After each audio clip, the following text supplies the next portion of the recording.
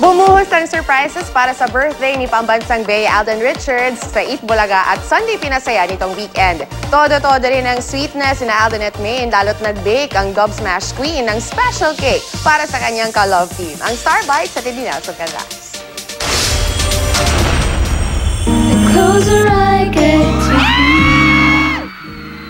Bukod sa live na song number at personal na regalo, may binake pang rainbow cake si May Mendoza para sa birthday boy at Pambansang Bay, Alden Richards. Ngayon lang ako magbe-bake ng cake para sa tao ni nanay, tatay ko, kapatid ko, yung kapitbahay namin, yung ex-boyfriend ko, hindi ko pinag-bake ng cake. Si Meng napatweet, sana raw ay na-appreciate ni Tisoy ang lahat.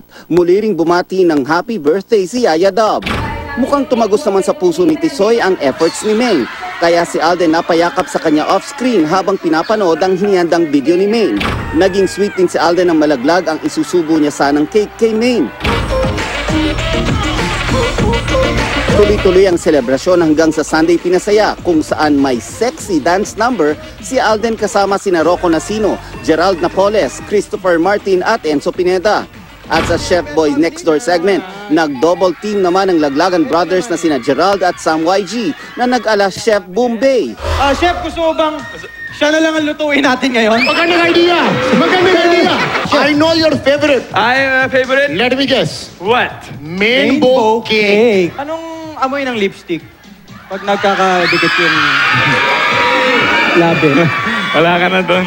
Si Alden kinabahan pero may nakahanda palang galawang habagat. Sensya na, wala si hindi ka makakapag-breezy. Growing day! Di bale, meron naman bukas. Tila may kahulugan din ang kanyang birthday wish. At sana ito na.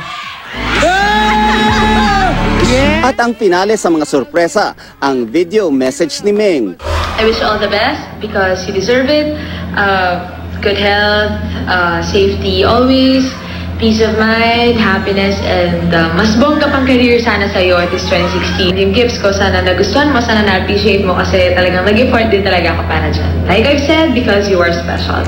Ang kilig pa more na sagot ni Alden. Kaya Maine, ang masasabi ko lang sa'yo, kakampi mo ako. Ikaw at ako, tayong dalawa. Nelson Canlas, GMA News.